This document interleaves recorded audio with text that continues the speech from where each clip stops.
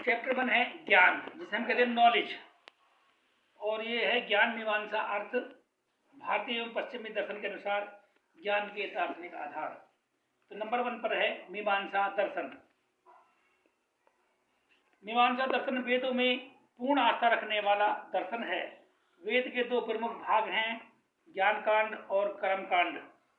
ज्ञान कांड से संबंध रखने वाला दर्शन वेदांत और कर्म कांड से संबंध रखने वाला दर्शन मीमांसा दर्शन कहलाता है। मीमांसा दर्शन में कर्म की विशद व्याख्या हुई है, इसलिए इसे कर्म कांड या कर्म मीमांसा भी कहा गया है। मीमांसा कर्म का दर्शन है। महर्षि जैमिनी को मीमांसा दर्शन का प्रणेता माना जाता है। उनके द्वारा रचित मीमांसा सूत्र इस दर्शन की रूपरेखा प्रस्तुत करता है।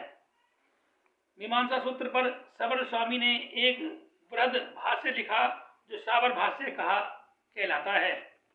कालांतर में साबर भाष्य पर अनेक टीकाएं लिखी गई हैं और इस तरह मीमांसा दर्शन आगे बढ़ता गया।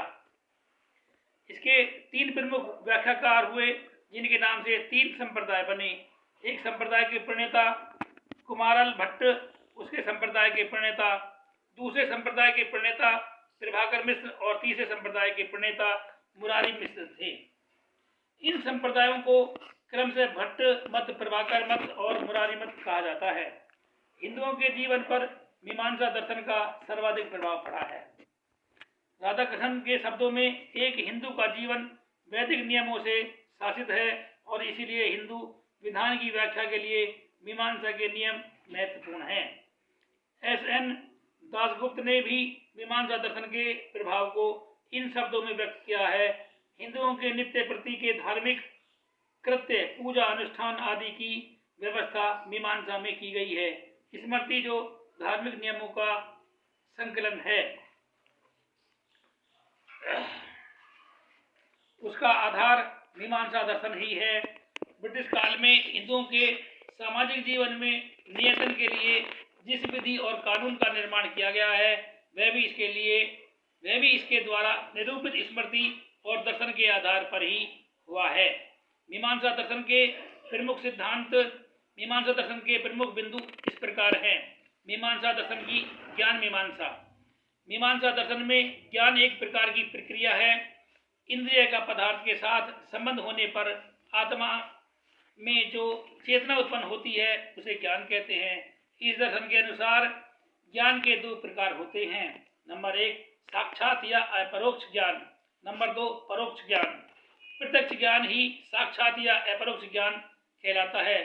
साक्षात प्रतीति प्रत्यक्षम। प्रत्यक्ष ज्ञान के 2 प्रकार होते हैं। यह बिना किसी माध्यम के प्राप्त ज्ञान है। निर्विकल्पक प्रत्यक्ष ज्ञान, सविकल्पक प्रत्यक्ष ज्ञान। निर्विकल्पक प्रत्यक्ष ज्ञान में वस्तु के अस्तित्व का आभास मात्र होता है, अर्थात यह भान होता है कि कुछ है, इससे वस्तु का अर्थ स्पष्ट नहीं होता।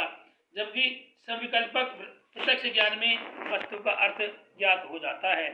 सविकल्पक प्रत्यक्ष निर्विकल्पक प्रत्यक्ष की विकसित अवस्था ही है। प्रत्यक्ष ज्ञान के लिए 6 इंद्रियों को आवश्यक साधन बताया गया है। 6 इंद्रियां हैं, आँख, कान, नाक, जीव, त्वचा और मन। परोक्ष ज्ञान किसी माध्यम से प्राप्त होता है।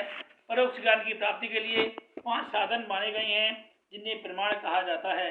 ये हैं अनुमान, उपमान, शब्द, अर्थापत्ति और अनुपलब्धि। यदि अपरोक्ष ज्ञान की भी गणना की जाए तो मीमांसा दर्शन में कुछ प्रमाण माने गए हैं। प्रत्यक्ष, अनुमान, उपमान, शब्द, अर्थापत्ति और अनुपलब्धि। ज्ञानेन्द्रिय और वस्तु के सन्निकट से प्राप्त ज्ञान ही प्रत्यक्ष है। मीमांसा दर्शन ने प्रत्यक्ष तथा अनुमान के लक्षण एवं प्रक्रिया को सामान्य रूप से न्याय दर्शन के समान ही माना है। इस दर्शन में अनुमान की प्रक्रिया में न्याय के समान पंचावयव वाक्य ने मानकर प्रतिज्ञा हेतु तथा दृष्टांत का अवयव माना है। मीमांसा दर्शन में उपमान का स्वरूप न्याय दर्शन से भिन्न है। इनके अनुसार सादृश्य का अंतिम ज्ञान उपमान कहलाता है। मीमांसा दर्शन शब्द को एक स्वतंत्र प्रमाण स्वीकार करता है। शब्द प्रमाण आप्त कथनों पर आधारित होता है। आप्त कथन के 2 स्रोत हो सकते हैं, कोई पुरुष और कोई प्रामाणिक ग्रंथ। मीमांसा दर्शन एकमात्र वेदों को आप्तवाक्यों को का कथन करने वाला प्रमाणिक ग्रंथ कहलाता है।